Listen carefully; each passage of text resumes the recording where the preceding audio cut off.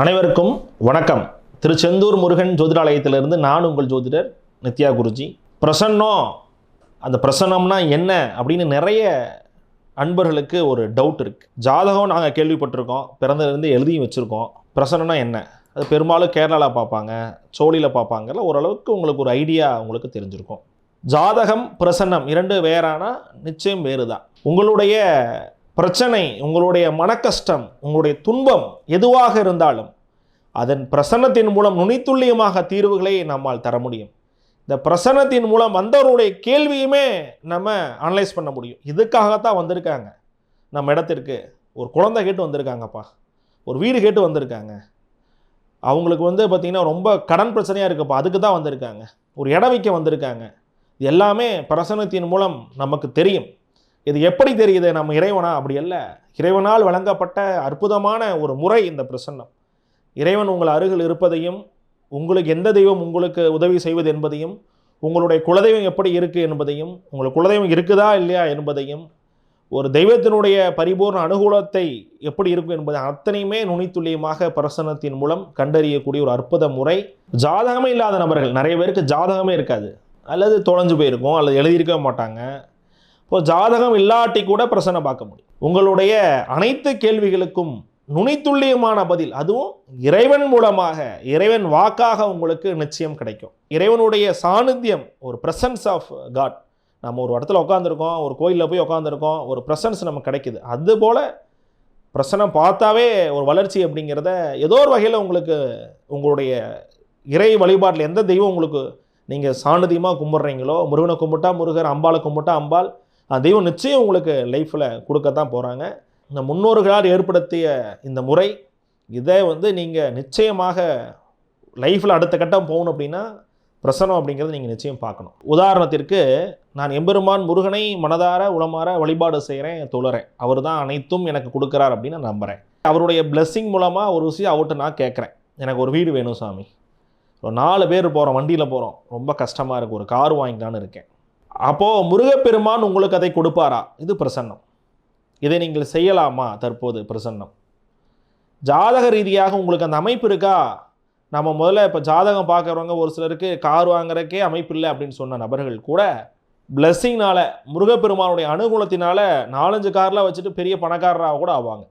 இந்த ஒரு மேஜிக், இந்த ஒரு லைஃப் வளர்ச்சி அப்படிங்கிறதும், ஒரு தெய்வத்தினுடைய அனுகூலத்தின் மூலமாக நீங்கள் வளருவதும் பிரசன்னத்தின் மூலமாக நாம் கண்டறிந்து, எந்த தெய்வத்தை நீங்கள் அப்படி கும்பிடும் பொழுது, எந்த தெய்வத்தை நீங்கள் வழிபாடு செய்யும் பொழுது வாழ்வில் வளர்ச்சி வரும், எந்த போல நீங்கள் காரியங்கள்லாம் செய்யலாம், எந்த தொழில்கள் உங்களுக்கு ஏதுவானதாக இருக்கும், அந்த தொழில்களில் இவ்வளவு நீங்கள் கடன் வாங்கிக்கலாம், இவ்வளவு நீங்கள் கை காசு போட்டுக்கலாம், இந்த ரேஞ்சில் நீங்கள் ஒர்க் பண்ணுங்கள், இந்தந்த இடங்களில் நீங்கள் வேலை பாருங்கள், இதுபோல் ஆட்களை வச்சுக்குங்க, அல்லது வயதானவர்கள், இல்லை இளம் பருவத்தில், இல்லை பெண்கள், இதுபோல் ஆட்களை வச்சுக்கோங்க, இதன் மூலமாக வளர்ச்சிகள் வரும் அப்படிங்கிற சூழல் எல்லாமே நம்ம பிரசன்னத்தின் மூலம் கண்டறிந்து, அதுபோல் முயற்சிகளை நாம் கொடுப்பதன் மூலமாக நிச்சயமான நற்பலன்கள், வெற்றிகளை ஊர்ஜிதமாக நாம் பெற முடியும்.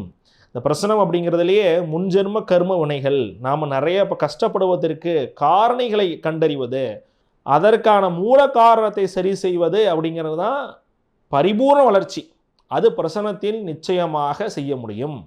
நம்ம கஷ்டப்படுவதற்கு காரணி என்ன என்று கண்டறிந்து, அந்த கர்மாவை கண்டறிந்து, அதை முழுமையாக இறை வழிபாட்டின் மூலம் நிவர்த்தி செய்வதற்கான, நம் நடைமுறை பழக்கவழக்கங்கள் மூலமாக நிவர்த்தி செய்வதற்கான, அல்லது அதன் மூலமாக அடுத்த கட்ட முன்னேற்றத்தை பெறுவதற்கான ஒரு வாய்ப்புகளை நாம் வாழ்வில் ஏற்படுத்திக்க பிரசன்னம் என்பது உங்களோட வாழ்க்கையில் ஒரு மாற்றத்தை கொடுக்கக்கூடிய விதமாக உங்களுக்கு நிச்சயம் இருக்கும். குறிப்பாக நாம் ஒரு விஷயத்தை ஏங்கிட்டு இருப்போம்.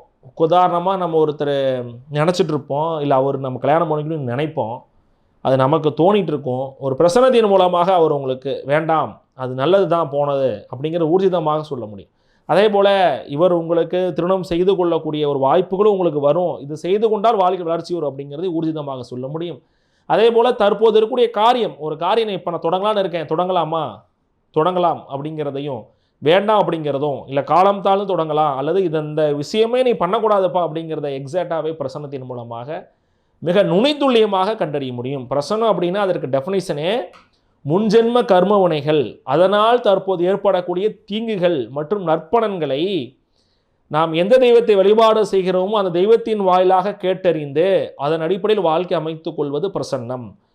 அப்போ இதன் மூலமாக நீங்கள் அதற்குரிய நடைமுறை பழக்க வழக்கங்களும் அதற்கான வழிபாடுகளும் செய்து வர வாழ்க்கையே வளர்ச்சி பெறுவதற்கான அமைப்பாக பிரசன்னத்தின் மூலம் நீங்கள் ஏற்பாடு செய்து கொள்ள முடியும். வீடு நம்ம வாங்கியிருக்கோம், வீடை கட்டியிருக்கோம், அந்த வீட்டுக்கு பிரசன்னம் பார்க்க முடியும். அந்த வீட்டுக்கு ஜாதகம் இருக்கா? கிடையாது. ஆனால் அந்த வீட்டுக்கு பிரசன்னம் பார்க்கலாம். அந்த வீடு எப்படி இருக்குது, என்ன மாதிரி இருக்குது, அது நல்லா இருக்கா, நல்லபடியாக வேலை செய்யுதா, நமக்கு அதுக்கு ஒத்து போகுதா, எல்லாம் பிரசன்னம் பார்க்கலாம். அதே போல் ஒரு தோட்டந்தோரை வச்சுருக்கீங்க, அந்த தோட்டந்தோரவில் ஒரு கோழி பண்ணை போடலாம், அல்லது ஒரு நாய் பண்ணை போடலாம், இல்லை ஒரு மாட்டு பண்ணை போடலாம். அந்த தோட்டம் அது ஏதுவாக இருக்குமா, அந்த மண் வச்சு பிரசன்னம் பார்க்கலாம். மண் பிரசன்னம். ஒரு கோயில் கட்டலான்னு இருக்கீங்க, கோயிலுக்கு ஜாதகம் இருக்கா? கிடையாது. அந்த கோயிலுக்கு பிரசன்னம் பார்க்கலாம். கோயிலை கட்டலாமா, எந்த அளவில் கட்டலாம், எந்த பரப்பளவில் கட்டலாம், என்ன சுவாமியினுடைய சிலை சைஸ் எவ்வளோ வைக்கலாம் பார்க்கலாம். உங்களுடைய குலதெய்வ கோயில் இருக்குது, பல ஆயிரம் வருஷங்கள் ஆயிடுச்சு, சும்மா விளக்கு மட்டும் வச்சு சாமி கும்பிட்டுட்டு இருக்காங்க. அதுக்கு ஒரு சிலை வைக்கலாம் நம்ம முடிவு பண்ணுறோம். அது எப்படி சிலையாக வைக்கலாங்கிறத பிரசன்னம் மூலம் பார்க்கலாம். இறைவனுக்கு ஜாதகம் இருக்கா? கிடையாது. ஆனால் பிரசன்னம் நிச்சயம் அதற்கான தீர்வுகளை உங்களுக்கு கொடுக்கும். ஆண்டாண்டு காலம் 5000 ஆண்டுகள் 10,000 ஆண்டுகளான கோயிலுக்கே பிரசன்னத்தின் மூலமாக தீர்வுகள் வரும். பங்காளிகள் அடிச்சுக்குவாங்க, சண்டை போட்டுக்குவாங்க, கோயில் ஒரு திருவிழா நடத்த முடியாது, கோயில் விருத்தியாக இருக்காது, குலதெய்வ கோயிலில் போய் சாமி கும்பிட்டு வந்தால் மன திருப்தி வராது.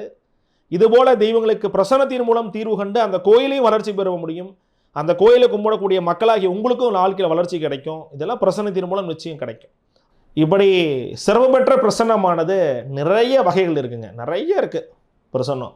உங்களை பார்த்தோன்னே பலன்னு சொல்லுவாங்க நிறைய சித்தர்கள். இப்போ கணக்கன்பட்டி மோட்டை சுவாமி போகிறீங்க, போய் உட்காந்துருக்கீங்க, வாப்பா அந்த கல்லை தூக்கி அங்கே போடு, அந்த கல்லை தூக்கி இங்கே போடுன்னு சொல்லுவார்.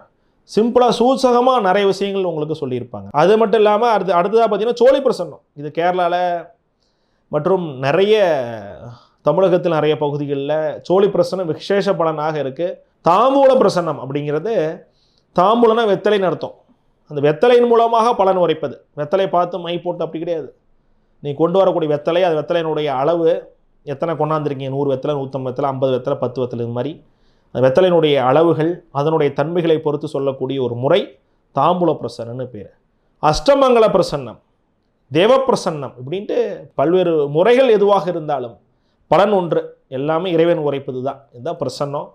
பிரசன்னமானது ஒரு வாழ்க்கையில் வெற்றி பெறணும் அப்படின்னு நினச்சிங்கன்னா, பெரிய அளவில் வெற்றி பெறணும்னு நினச்சிங்கன்னா, அபிவிருதமான வளர்ச்சி அடையணும்னு நினச்சிங்க அப்படின்னா, உங்களுக்கு இந்த பிரசன்னம் மிகப்பெரிய ஒரு தூண்டுகோலாகவும் மிகப்பெரிய ஒரு உறுதுணையாகவும் தெய்வம் உங்களுக்கு பக்கத்திலிருந்து அருள் புரிவதை போல சொல்லக்கூடிய இந்த அமைப்புகள் பிரசன்னம் நீங்கள் அனைவரும் உபயோகப்படுத்தி வாழ்க்கையில் மிகப்பெரிய உயர்வை அடையணும்.